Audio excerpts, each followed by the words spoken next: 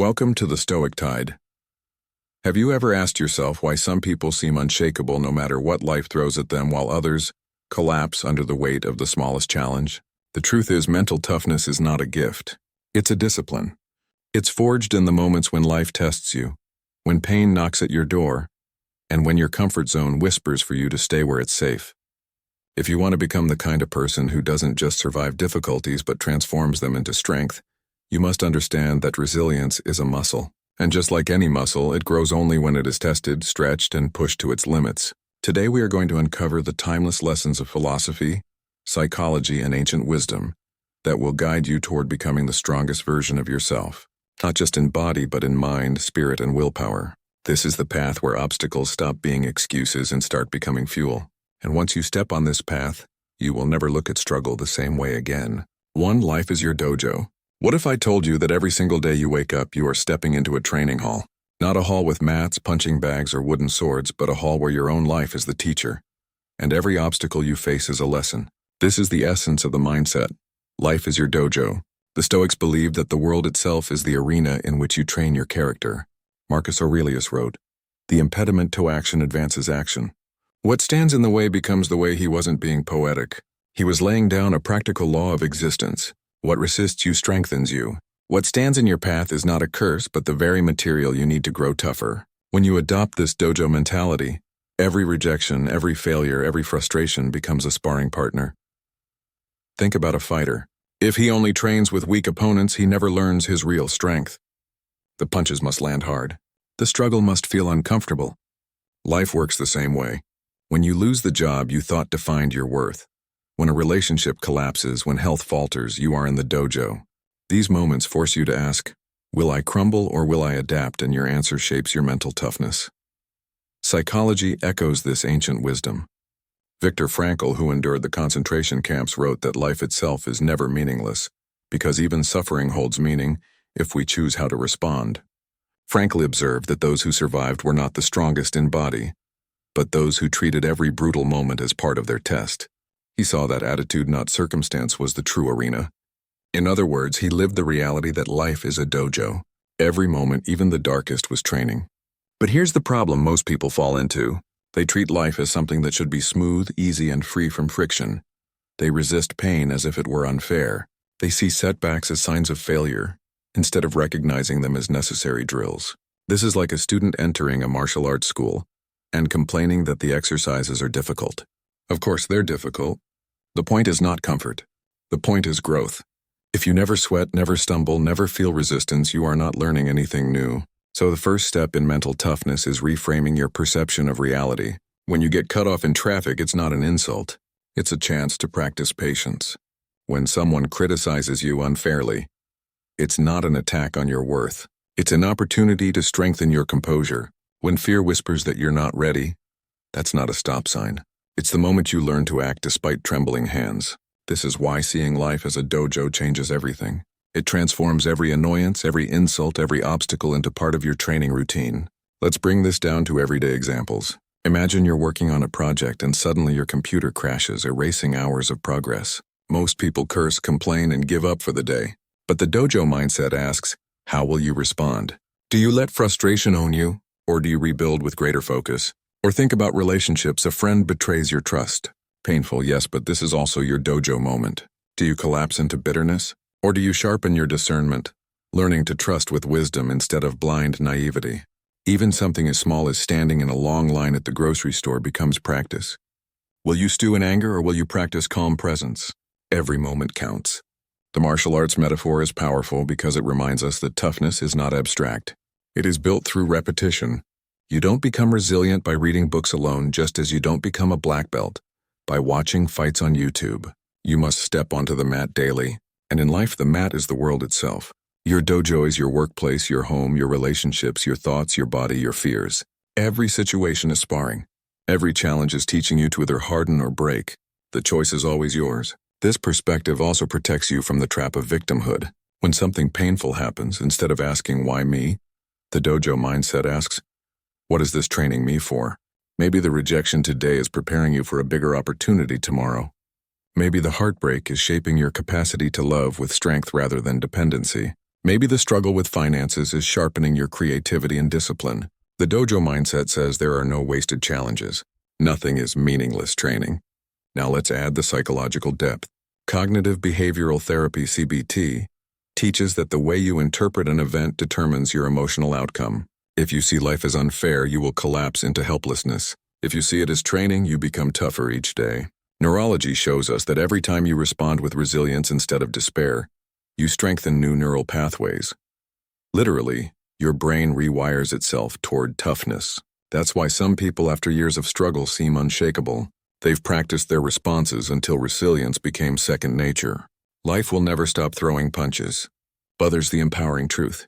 Once you see life as your dojo, you stop fearing those punches. You welcome them because you know each one is part of your transformation. The broken plans, the lost opportunities, the unfair criticisms, these are not interruptions. They are your training sessions. So I ask you, are you treating life like a dojo or like a playground? Are you showing up to train or are you hoping to get through untouched? The playground keeps you soft. The dojo makes you strong. The world will not ask your permission before testing you, but you always have the choice to fold or to see every test as the way. If you want to be mentally unshakable, begin with this shift. From now on, let every moment, good or bad, become part of your practice. 2. Seek discomfort instead of avoiding it. Why do we spend so much energy trying to avoid discomfort? Because somewhere deep in our conditioning, we have been taught that the good life means a life free of pain. But this is one of the most destructive illusions you can carry. Growth hides inside discomfort. The philosopher Seneca captured it perfectly when he wrote, "A gem cannot be polished without friction, nor a man perfected without trials." In other words, the very thing you run from, the friction, the unease, the struggle is the one thing that can carve out your true strength. Think about exercise. You do not build muscle by lying in bed. You build it by stressing the fibers, tearing them, and then letting them rebuild stronger. The same principle governs the mind and the spirit. Carl Jung observed that neurosis grows in the soil of avoidance. When you run from pain, when you suppress the hard truths, when you try to keep yourself safe inside comfort, your shadow grows darker and your psyche grows weaker. But when you turn toward the discomfort, when you face what you fear instead of fleeing, you move toward wholeness. And this is the paradox of life. The very things you are most afraid often hold the keys to your liberation. Avoiding public speaking. The day you step onto that stage trembling is the day your voice becomes stronger.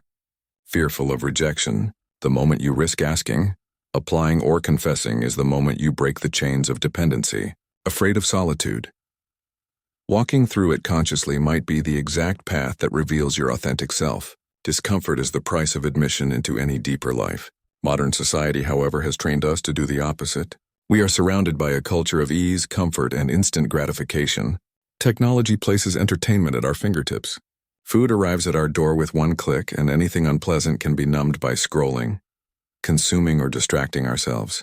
Aldous Huxley foresaw this in Brave New World, a society not enslaved by whips and chains, but by its obsession with pleasure. When discomfort is erased, so is growth. The result is a fragile humanity, unable to endure even small frustrations. And this fragility shows itself everywhere. People break down over minor inconveniences, quit at the first setback, or collapse under criticism. Why? Because they've never trained with discomfort. They've been coddled, not strengthened. But if you want to become mentally tough, you must make discomfort your ally. Think of yourself as a warrior deliberately stepping into the cold, the unknown, the risky. This does not mean recklessly throwing yourself into danger, but it means refusing the soft life that leaves you weak. Start small. Take cold showers. Wake up earlier than feels comfortable. Sit with silence instead of reaching for your phone. Lift weights that challenge you. Speak the truth that scares you. These are not random acts. They are deliberate practices that signal to your mind, I can handle this. The psychological benefit is profound.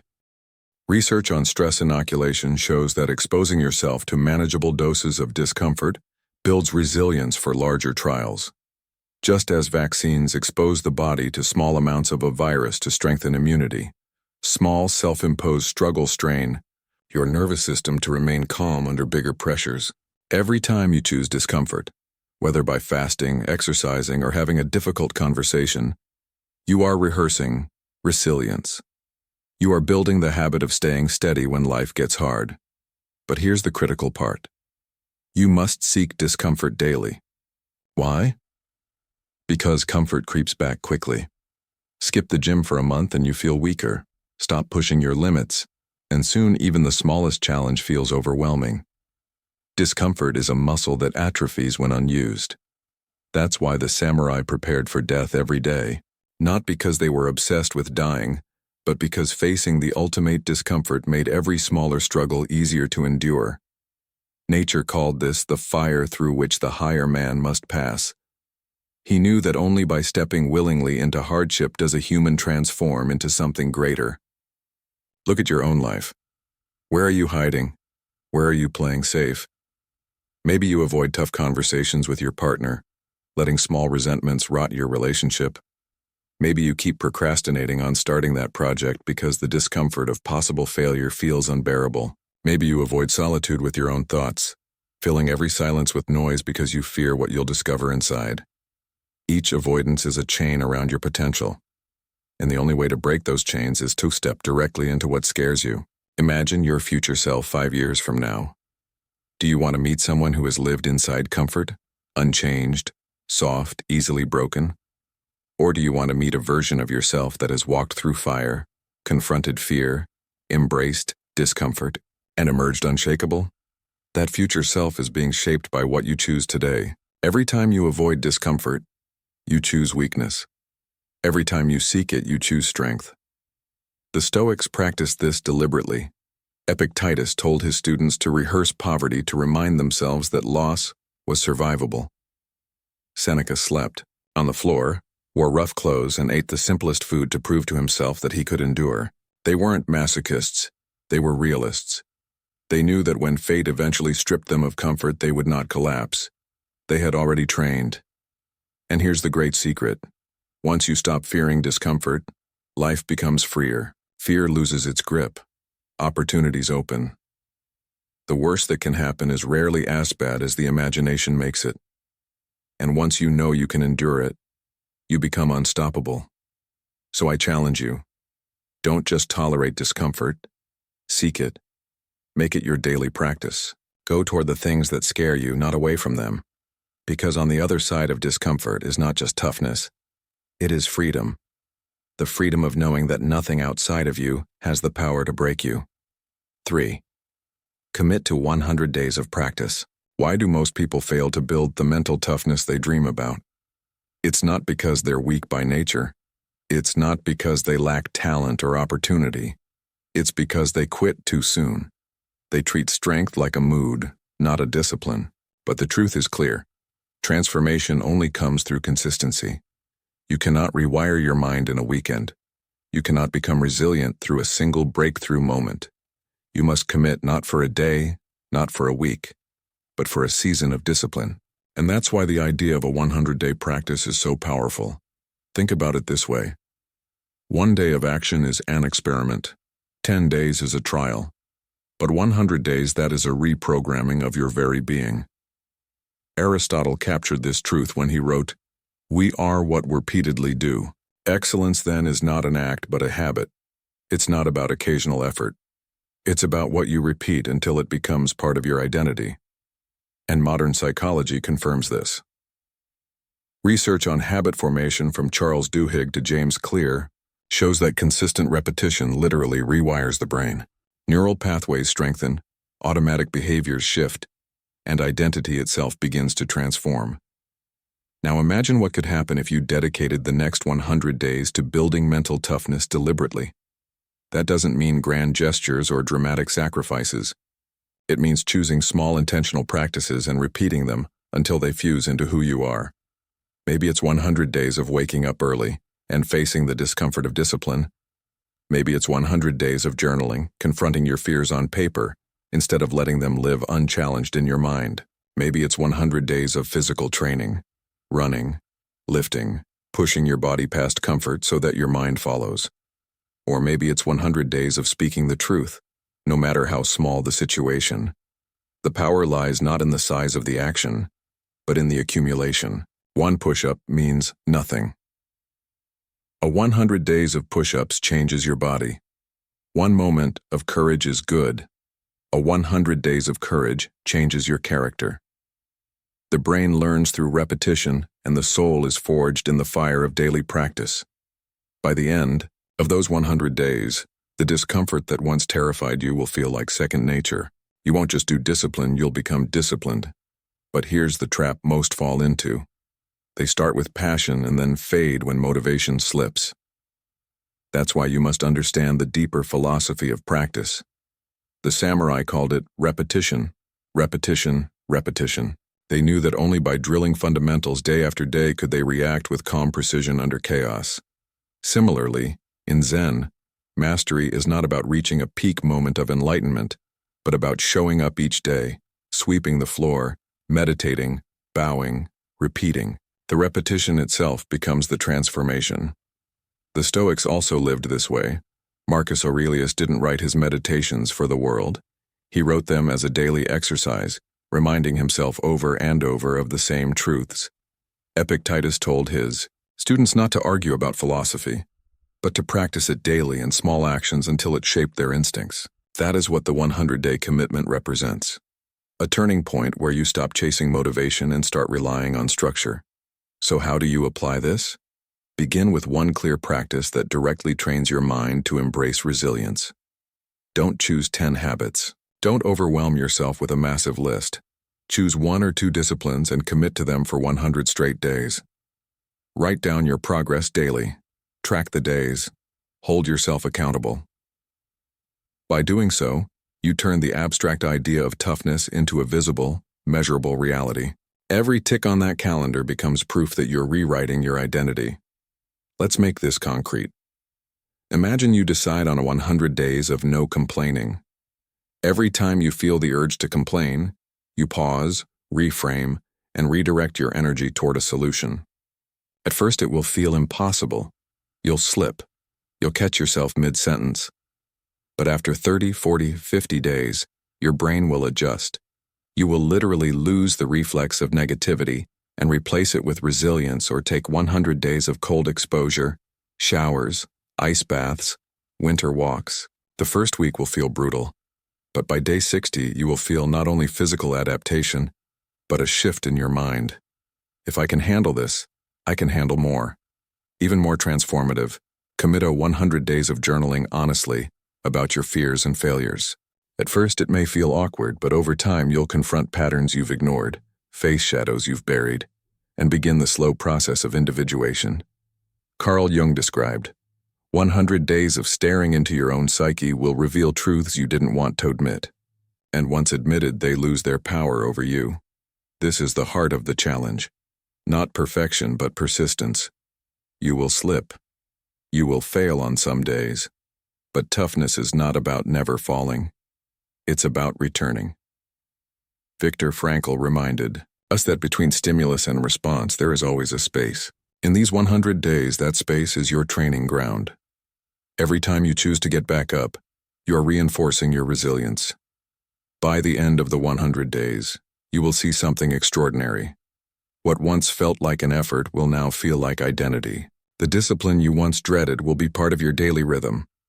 The discomfort you once avoided will be your source of strength. And most importantly, you will trust yourself because you will have proven through action that you can keep promises to yourself. That self-trust is the foundation of all mental toughness.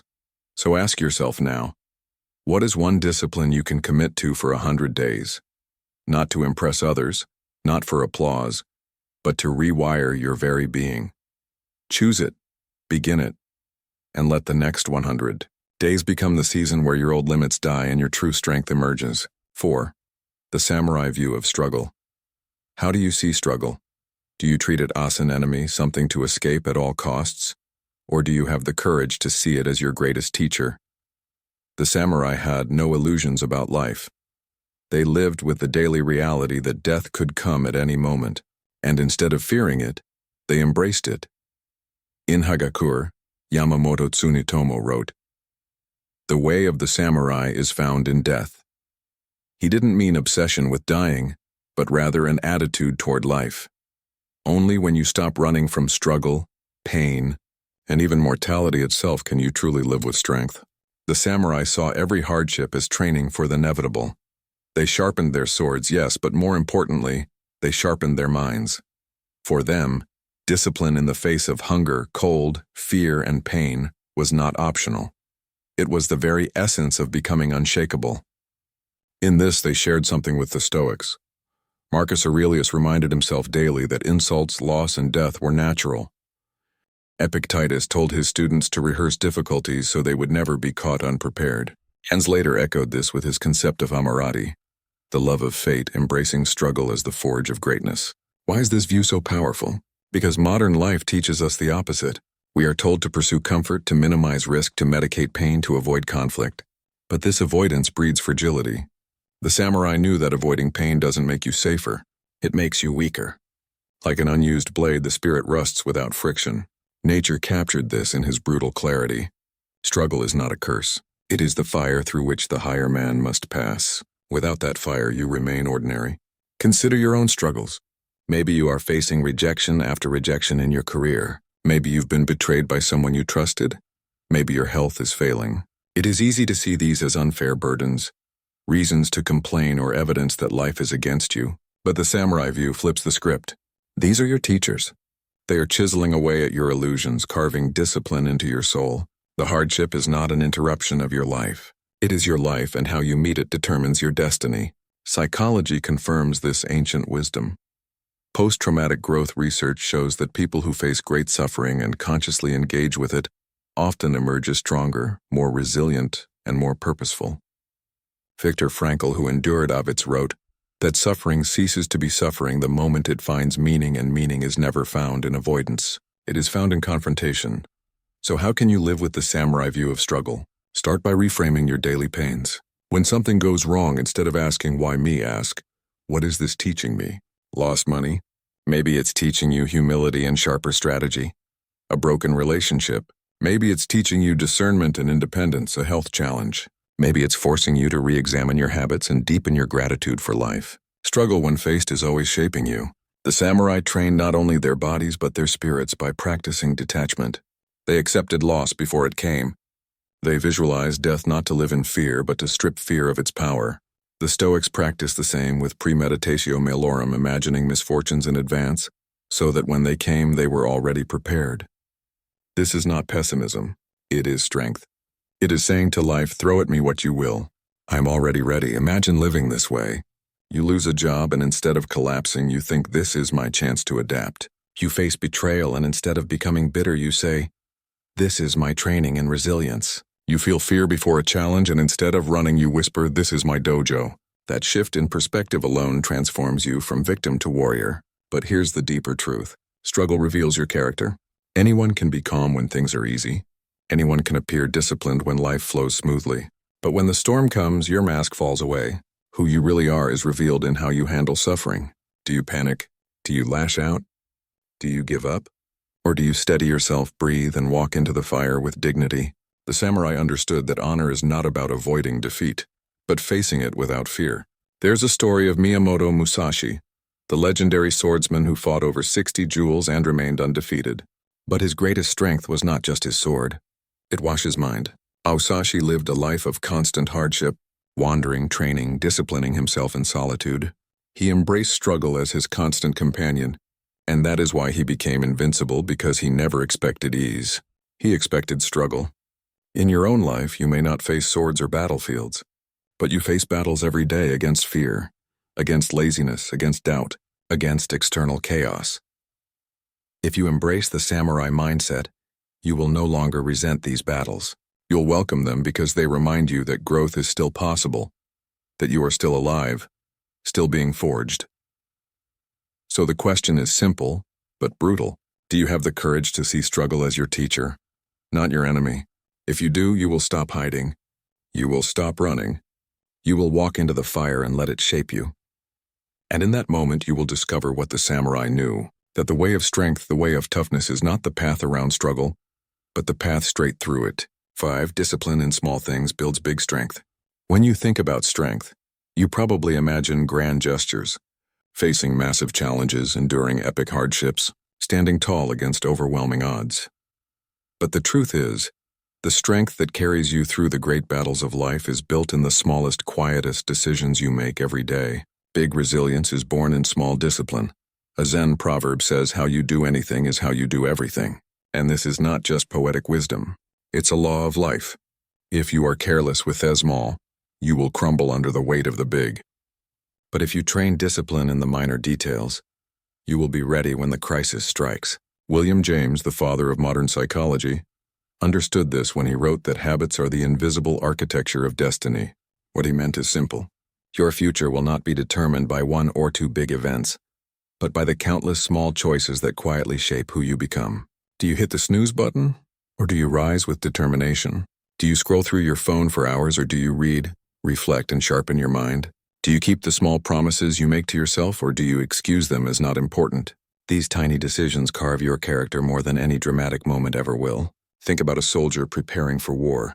He doesn't wait for the battlefield to learn discipline. He builds it in training, polishing his boots, making his bed, repeating drills, perfecting form. These may look trivial, but they create the mental framework of order and precision that later holds steady in chaos. That's why armies emphasize strict routines, because discipline in small things becomes strength in the storm. And the same principle applies to your life. If you cannot control how you start your morning, how will you control yourself in crisis? If you cannot discipline your tongue in casual conversation, how will you hold your composure under attack? Modern life deceives us into thinking that small actions don't matter. We live in a culture obsessed with quick results, dramatic transformations, overnight success. But greatness is never built overnight. It is built brick by brick, habit by habit, choice by choice. Consider the person who wants to write a book. They dream of finishing hundreds of pages, but they avoid the discipline of writing a single page daily. Months pass and nothing happens. Or consider someone who wants to be physically strong. They imagine lifting heavy weights, but they skip the daily commitment to exercise, eat well, and rest. They fail not because the goal was impossible, but because they neglected the small steps that make it inevitable. Stoic philosophy reinforces this truth. Epictetus told his students, "No man is free who is not master of himself, and mastery of the self begins in the smallest acts." It is in the choice to control your temper when provoked, to speak truth instead of lies even when it's inconvenient, to delay gratification when temptation calls. These small victories add up. They are not random. They are the foundation of freedom. And freedom is the root of mental toughness. Look around at people who collapse under pressure. Often their downfall didn't begin with the big crisis. It began with the small neglects. The person who betrays trust in a major situation usually first betrayed themselves in small ways, cutting corners, breaking promises, excusing dishonesty. By the time the big test comes, their character is already weakened. On the other hand, those who remain unshakable in catastrophe are the ones who trained quietly for years, building small habits of integrity and discipline until resilience became second nature. So what does this look like for you? It means paying attention to the details. Clean your space because order in your environment reflects order in your mind. Be punctual because respecting time builds reliability. Finish what you start even if it's a simple task because completion builds momentum. Control your diet because mastery of appetite builds mastery of will. Don't underestimate these acts.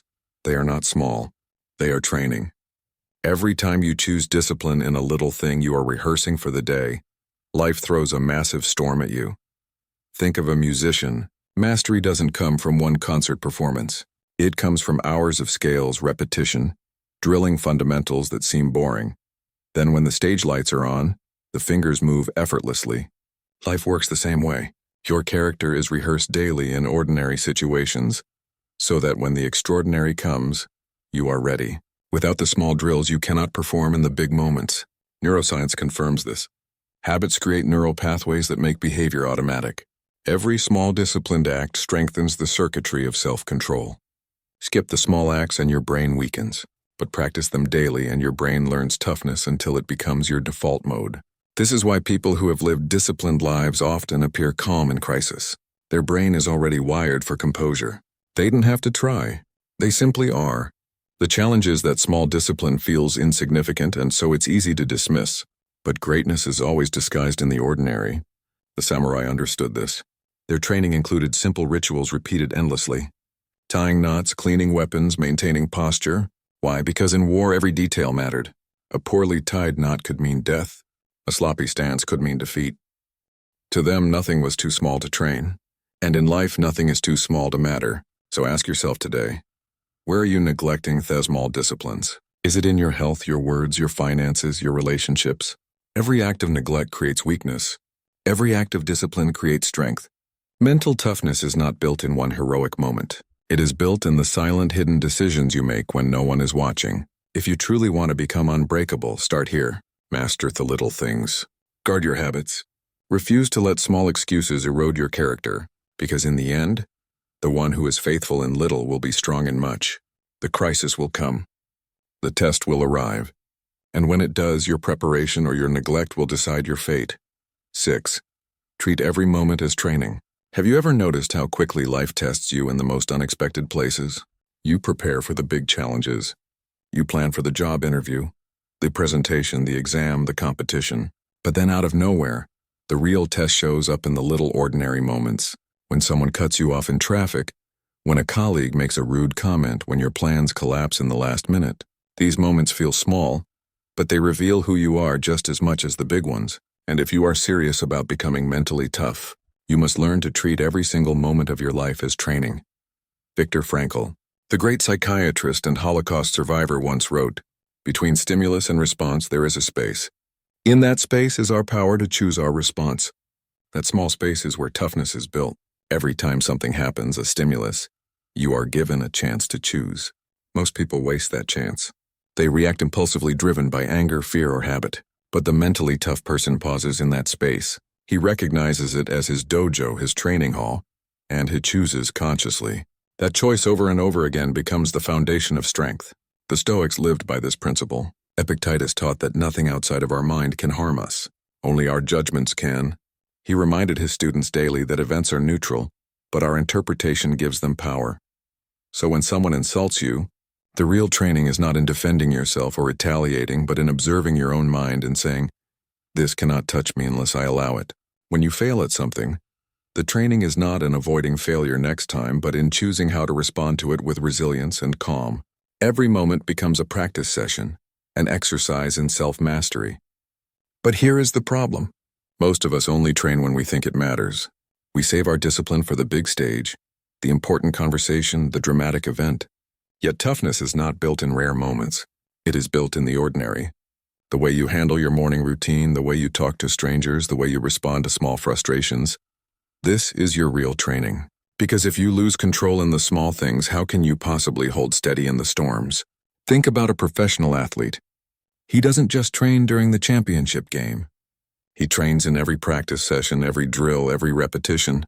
He treats even the warm-up as serious because he knows it all counts. Life demands the same mindset. Every moment is practice. Every challenge, big or small, is your chance to build the reflex of resilience. Psychology backs this up. Habits are not neutral. They are cumulative. Each time you respond calmly instead of exploding, you strengthen the neural circuits of self-control. Each time you resist the urge to procrastinate and act, instead you reinforce the identity of discipline. Each time you endure discomfort without complaining, you teach your brain, "He can handle this." Over time, these repetitions add up to an unshakable mental foundation. Toughness stops being something you try to do. It becomes who you are. Let's make this practical. Imagine your boss criticizes you unfairly. Your instinct might be to defend yourself aggressively or to shrink in shame. But if you treat this moment as training, you pause, breathe, and choose to respond with dignity. Maybe you thank them for the feedback even if it stings, and later reflect on what can be useful. That one choice is training your composure. Or imagine you are waiting in line and the person ahead of you is slow, distracted, wasting your time. You could fume, complain, and ruin your mood. Or you could use the moment as practice, training patience, reminding yourself that frustration changes nothing and focusing instead on your breath. These tiny exercises build invisible armor. Now imagine scaling this mindset to your whole life. Every disappointment becomes a lesson in resilience. Every insult becomes a lesson in self-control. Every delay becomes a lesson in patience. Every failure becomes a lesson in humility.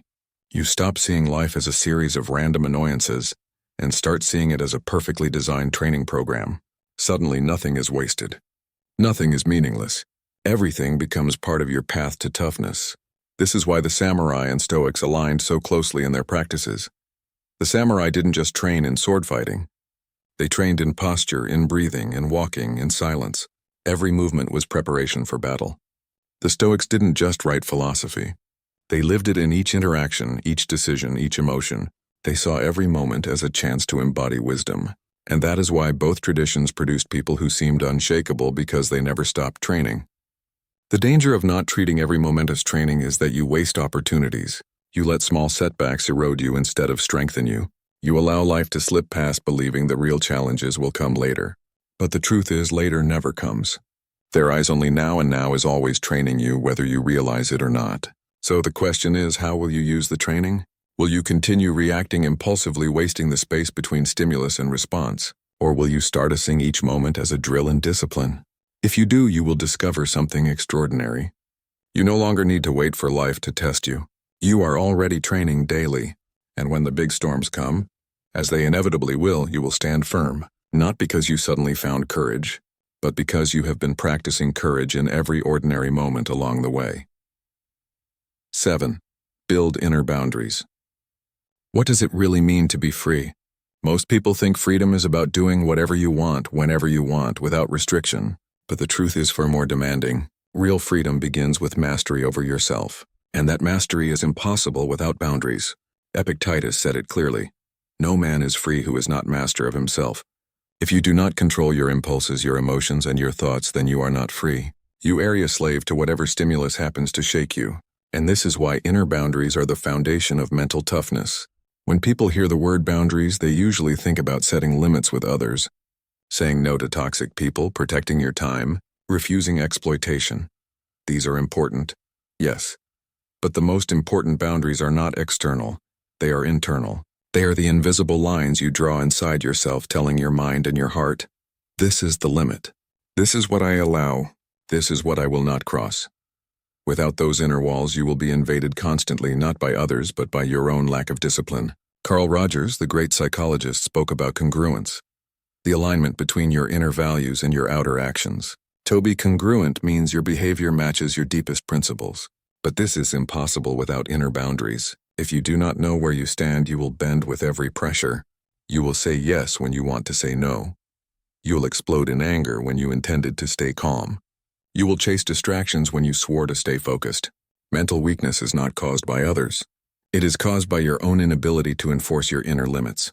Consider how this plays out in daily life. You decide to wake up early, but the moment your alarm rings, your mind whispers, just 10 more minutes. Without boundaries, you surrender. You promise yourself not to check your phone during work, but the instant a notification buzzes, you give in. You vow not to eat junk food, but the craving hits and you fold. None of these moments are dramatic, yet each one chips away at your strength. Every time you break your own boundary, you send a message to your mind. My word doesn't matter. Over time, this erodes self-rust. And without self-rust, toughness is impossible. Think of inner boundaries as the walls of a fortress. If they are weak, any small attack will break through. But if they are strong, you can withstand storms. The ancient Stoics understood this. They believed that true invulnerability came not from wealth, status, or physical strength, but from mastery of the mind. If insults cannot penetrate you, if fear cannot control you, if temptation cannot sway you, then you are untouchable. But to reach that state, you must draw clear inner boundaries and defend them relentlessly. Psychology offers the same lesson. Albert Bandura's concept of self-efficacy, the belief in your ability to succeed, grows every time you keep a promise to yourself. And self-efficacy collapses every time you betray yourself. This is why people who lack boundaries feel powerless. They may blame the world, but the truth is their weakness comes from within. They have trained themselves to ignore their own rules, and so they live at the mercy of emotions, cravings, and external pressures. How do you start building inner boundaries? Begin small. Choose one area of your life where you constantly give in. Maybe it's procrastination. Maybe it's emotional outbursts. Maybe it's overindulgence in food, drink, or entertainment. Set a clear rule for yourself, something measurable, something firm, and then defend it as if your life depends on it, because in a way it does. Each time you keep that boundary, you reinforce the message, I am in control. Each time you slip but return quickly, you prove resilience. Over time, these victories build the fortress of self-mastery. But boundaries are not just about restriction. They are about protection. By saying no to what weakens you, you create space for what strengthens you. If you refuse to let anger control you, you create space for calm. If you refuse to waste time on distractions, you create space for focus. If you refuse to betray your values, you create space for dignity. Boundaries are not cages. They're shields. They don't limit you. They preserve your strength for what matters. The samurai understood this as well. They lived with strict codes, rituals of behavior, rules of honor that at first glance might look limiting. But these codes gave them clarity. Because they knew where the lines were, they were not distracted by impulses. They could walk into battle steady because their minds had already been disciplined in daily life. In the same way, your inner boundaries are your code. They give you clarity. They free you from chaos and they make you steady in crisis. Of course, the world will test these boundaries. People will push them. Life will tempt you to break them. Your own emotions will rebel against them. But this is the point. Every test is training. Each time you defend your inner fortress, you grow stronger. And each time you fail but rise again, you prove that your boundaries are real, not fragile illusions. So let me ask you directly, what are the boundaries you've set for yourself? Do you even know them? Or are you living without lines, surrendering to whatever the day throws at you? If you want to be mentally unshakable, you must draw your lines clearly and live by them ruthlessly. Build those boundaries, protect your peace, guard your values, because only the person who rules himself is truly free. 8. Step into your personal pilgrimage. There comes a time in every life when comfort becomes poison. You may not notice it at first. It creeps in slowly, disguised as safety, stability, and routine. You tell yourself that staying where you are is wise, that avoiding risk is practical, that tomorrow is a better time to begin. But deep down you feel the truth. You are stagnant. You are not growing, and the soul cannot breathe in stagnation. That is why every strong person in every culture in every era has had to step into a personal pilgrimage, a journey away from comfort and toward reality, toward challenge, toward transformation. A pilgrimage is not just about walking miles to a holy place. It is about leaving behind what is familiar, testing yourself against the unknown and returning changed. Alexis Carrel once wrote, "Man cannot remake himself without suffering, for he is both the marble and the sculptor." This captures the essence of pilgrimage. You must break away from what is easy and allow life's chisel to carve you into something new. The samurai understood this.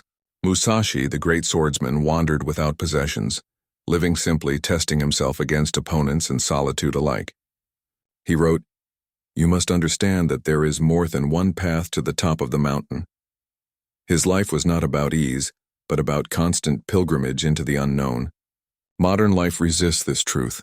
It tells you to stay put, to protect comfort, to avoid risk. You are offered endless distractions to keep you from hearing the call to journey, streaming, scrolling, consuming. It all lulls you into forgetting that you are meant to move forward, to be tested.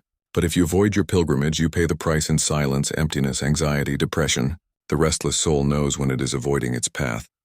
Zygmunt Bauman described our world as liquid, where everything is disposable and nothing is solid. But pilgrimage is the opposite. It is solid. It is intentional. It is stepping into the fire of commitment.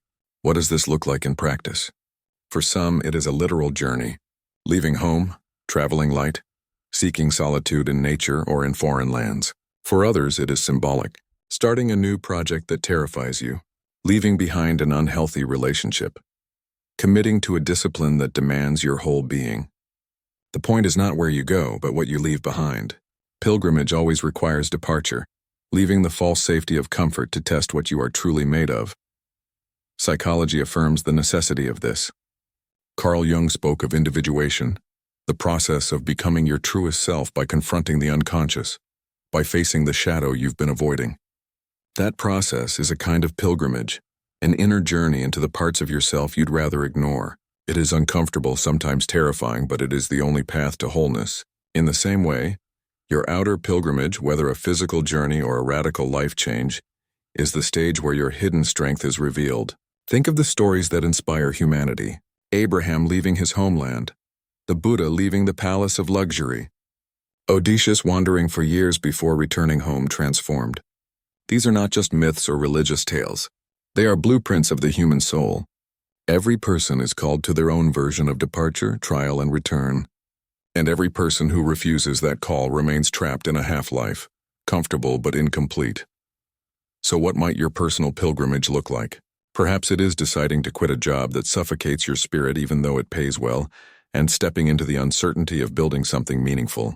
Perhaps it is walking away from a circle of friends who keep you small and enduring the loneliness of seeking people who will challenge you to grow. Perhaps it is facing your deepest fear, whether it's public speaking, vulnerability in love, or confronting a painful past and choosing to walk straight into it. The pilgrimage is always personal, always demanding, and always transformative. The samurai embraced death as a daily meditation because it freed them from fear. In the same way, stepping into your personal pilgrimage frees you from the quiet death of stagnation. You realize that survival is not the goal. Living fully is. And living fully always demands risk. Nature said that the higher man must pass through fire. That fire is the pilgrimage, and you cannot avoid it if you want to become unshakable. Ask yourself, where am I clinging to comfort? Where have I convinced myself that staying safe is wisdom when in truth it is cowardice? Where is life calling me to step out, to leave behind the known, to be tested? These questions are not rhetorical. They are the beginning of your pilgrimage. Because the moment you begin asking honestly, you already feel the pull of the road ahead. And here's the paradox.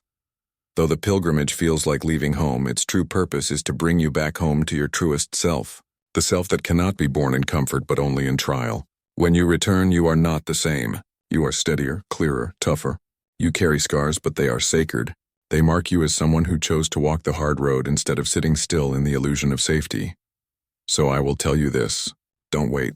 Step into your pilgrimage now. Leave behind what no longer serves you. Face the trials waiting ahead. For in that journey lies your transformation. The path will be brutal, yes, but it will also be the path that makes you nine. Keep the promises you make to yourself. Have you ever noticed how easy it is to keep promises to others, yet how quickly you betray yourself? You show up on time for meetings, but you snooze your own alarm. You work late to meet deadlines, but you abandon the workout you promised yourself. You encourage your friends to chase their dreams, but you procrastinate on your own goals. This quiet betrayal happens so often that most people no longer notice it. But there's the truth. The strongest foundation of mental toughness is not the promises you keep to others. It's the promises you keep to yourself. Friedrich Nietzsche wrote, "He who has a why to live can bear almost any how." That why becomes powerful only when you prove to yourself through action that you can be trusted to pursue it. Without self-trust, your why collapses. You may talk about goals, dreams, and values, but deep down you know you cannot rely on yourself, and that knowledge poisons your strength.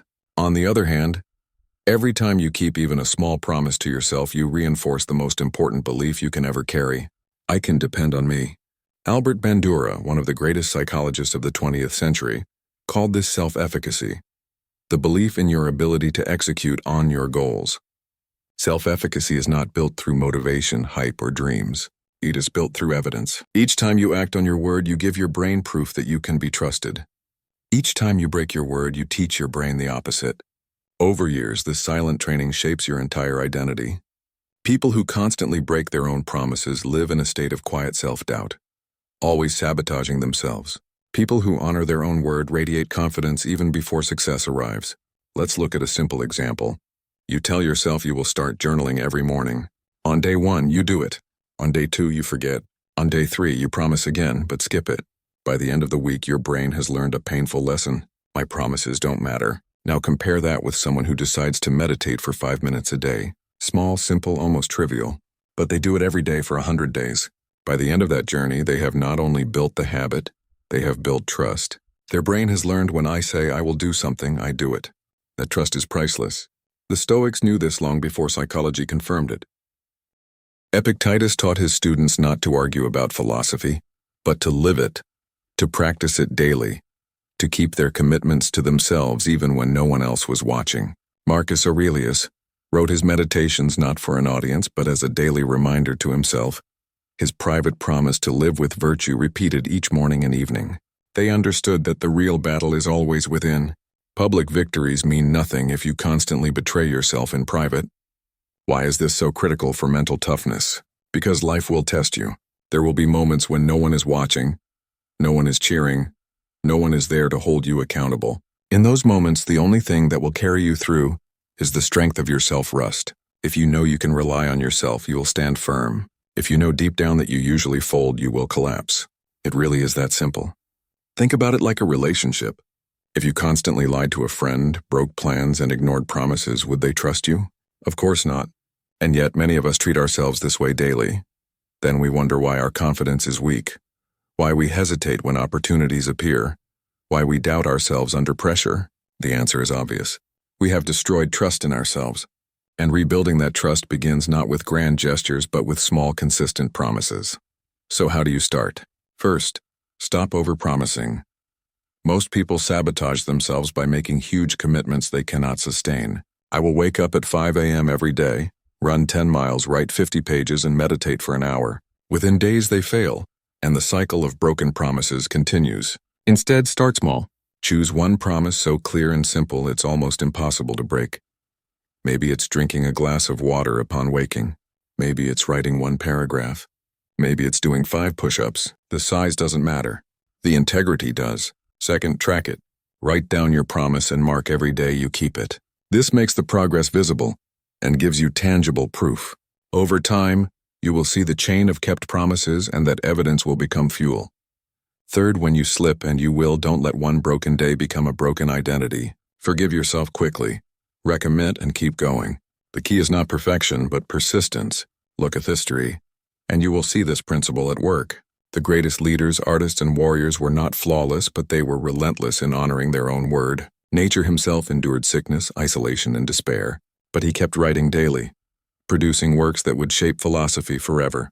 Musashi lived a wandering life of hardship. Yet he never abandoned his practice of discipline, writing, and training. They became who they were not because they made promises, but because they kept them. Now ask yourself honestly, what is one promise you've been breaking to yourself over and over? Is it about health, focus, honesty, discipline? That area of broken trust is the crack in your foundation. If you repair it, if you choose one small promise and keep it relentlessly, you will begin to rebuild strength from the inside out. Because here is the ultimate truth. Mental toughness is not about how strong you look to others. It is about how deeply you can trust yourself when no one is watching. Keep your promises. Build that trust, and you will carry within you an unshakable foundation that no storm can destroy. 10. Master the basics first. Everyone wants to be extraordinary. Everyone wants to rise above the ordinary crowd, to stand out, to master something so completely that others look in awe. But here's the irony. True mastery does not begin with brilliance or innovation. It begins with humility. In the Japanese martial tradition, the path of mastery is described in 3 stages. Shu-ha-rei. Shu is the first stage, and it means obey or protect. It is the discipline of respecting the basics, of repeating the fundamentals without ego, until they become part of your body, your mind, your spirit. Without Shu, there is no mastery. Most people hate the basics. They get bored. They want shortcuts. They want to skip to the advanced techniques, the flashy moves, the higher wisdom.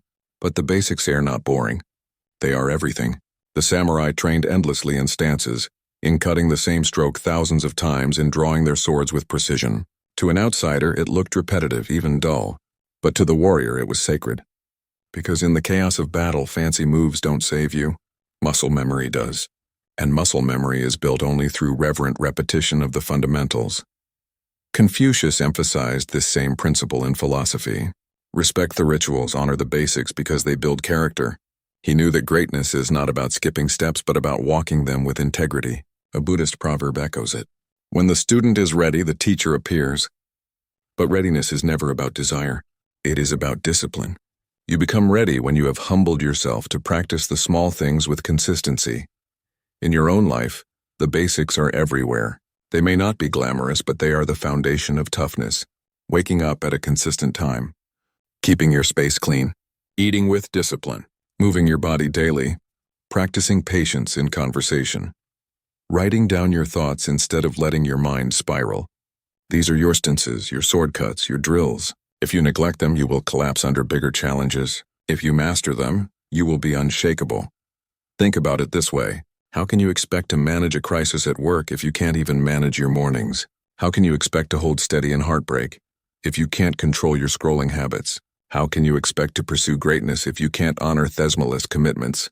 The basics are the training ground where your identity is forged. Neglect them and you build weakness. Honor them and you build strength. Modern psychology confirms this. James Clear, in his work on habits, shows that small actions compound over time to create massive results. He calls them atomic habits because they are theatoms of your destiny, the smallest building blocks that create the whole structure. Neglect the atoms and the structure collapses. Respect them and the structure becomes unbreakable. William James called habits the invisible architecture of destiny. Both are pointing to the same truth the samurai and Stoics knew long ago. If you want to control your life, start with the basics. The temptation to skip them is always strong. You want to write a book, but you avoid the daily discipline of writing one page. You want to build a business, but you avoid the basic discipline of showing up consistently. You want to be mentally tough, but you avoid the daily practices of patience, focus, and discipline in small moments. Then you wonder why when life tests you, you collapse. The truth is brutal. You didn't fail in the big moment. You failed in the small ones long before. The Stoics drilled the basics daily. Marcus Aurelius reminded himself of death, of insults, of hardship, no taunts, but every morning, every night. Epictetus told his students to rehearse difficulties, to train their minds in the fundamentals of resilience. They didn't treat philosophy as a luxury or an intellectual game. They treated it as training, and training begins with basics. So how do you practice Shu in your own life? Begin with ruthless humility. Accept that you are not above the fundamentals. Create daily rituals and repeat them until they become second nature. Write every day, even if it's one paragraph. Move your body every day, even if it's a walk. Train your mind every day, even if it's 5 minutes of silence. Honor your word in small things. Clean your environment. Practice gratitude daily. These are your stances. These are your sword cuts. Yes, it will feel repetitive. Yes, it will feel boring at times. But repetition is the path. Shu is not about entertainment. It is about discipline. And once the basics are carved into you, you will carry them everywhere. In crisis, you will default to strength because you have practiced it daily. In fear, you will default to courage because you rehearsed it. In temptation, you will default to integrity because you drilled it into your soul. Ask yourself honestly, where have you been skipping the basics in your life? Where have you been trying to leap to advanced stages without mastering the fundamentals? That is where your weakness hides. And the only cure is humility, the willingness to return to Shu, to practice the small things again and again until they become who you are. Because here is the truth. No one becomes extraordinary by avoiding the ordinary. Greatness is hidden in the basics, waiting for those humble enough to master them. If you want to be mentally unshakable, stop chasing shortcuts. Bow to the fundamentals. Practice them with reverence. And one day, without even realizing it, you will look up and discover that you are no longer practicing toughness. You have become it. 11. Break and adapt. Once you have mastered the basics through Shu, a new challenge emerges.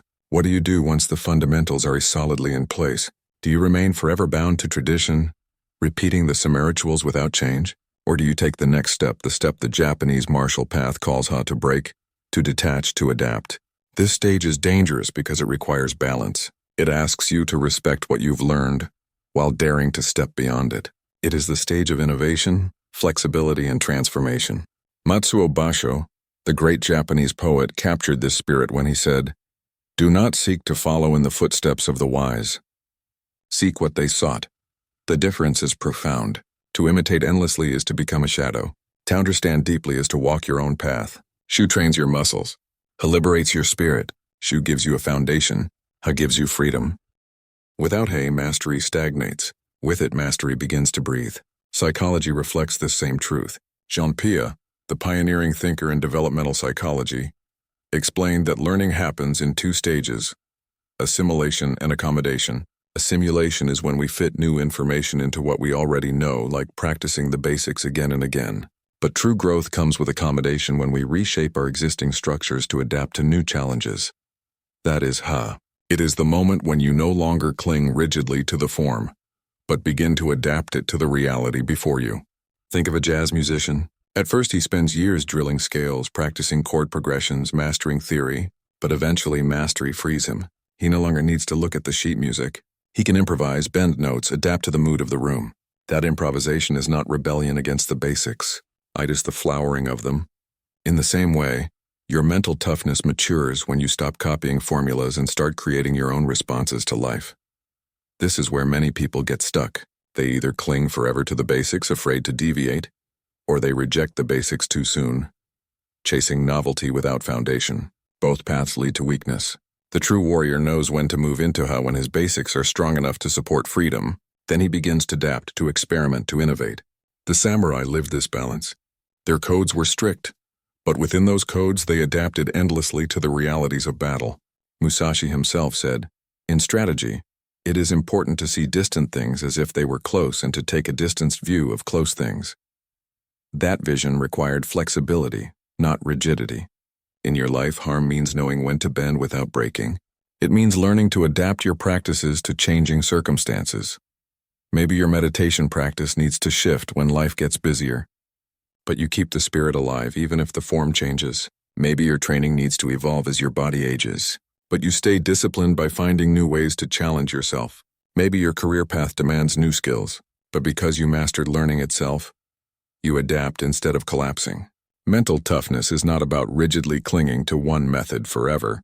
It is about the courage to evolve without losing integrity. Stoicism also carries this spirit. Marcus Aurelius did not merely parrot Epictetus. He wrote his own reflections, applied the wisdom to his own struggles as emperor, and adapted philosophy to governance. He did not break with Stoicism. He deepened it through his own life, that is the ability to take what is inherited, honor it, and then transform it into something personal and alive. So what does this mean for you? It means refusing to become a prisoner of your own habits. Yes, discipline matters. Yes, rituals matter. But there will come a time when the exact form of your practice no longer serves growth. Then you must adapt. If you cling to the old, you stagnate. If you leap to the new without foundation, you collapse. The wisdom is in balancing both, holding the discipline of Shu while embracing the freedom of Ha. Think of a tree. Its roots are deep in the earth. This is Shu, but its branches reach for the sky, moving with the wind. This is Ha. Without roots, the tree falls. Without flexibility, the branches snap. Strength requires both. Your life requires both. Ask yourself now, where have you become rigid, clinging to old forms out of fear of change? And where have you been reckless, abandoning discipline too soon for novelty? Both are traps. The path of high invites you to look honestly at your life and adapt consciously. It invites you to step into creativity, to bend, to evolve, to grow. Because in the end, life itself is fluid. Nothing stays the same forever. If your toughness is rigid, life will eventually break it. But if your toughness is adaptive, anchored in fundamentals yet flexible in practice, nothing can shatter it. You will not only endure storms, you will dance with them. 12 transcend and become double asterisk. There comes a point on the path of mastery when effort itself dissolves. In the Japanese martial tradition, this final stage is called Rai, to transcend, to go beyond, to become. It is the stage where you no longer practice toughness. You embody it. Where discipline is no longer something you force, but something that flows naturally from who you are. Ri is not about perfection, but about integration. The long years of repetition, struggle, breaking, and adapting finally crystallize into effortless presence. You stop trying to be strong. You are strong. Miyamoto Musashi described this when he wrote, "In strategy, it is important to see distant things as if they were close, and to take a distanced view of close things." This is the vision of one who has transcended. He sees with clarity, detached yet fully engaged. He no longer needs to think, to calculate, to struggle with fear or hesitation.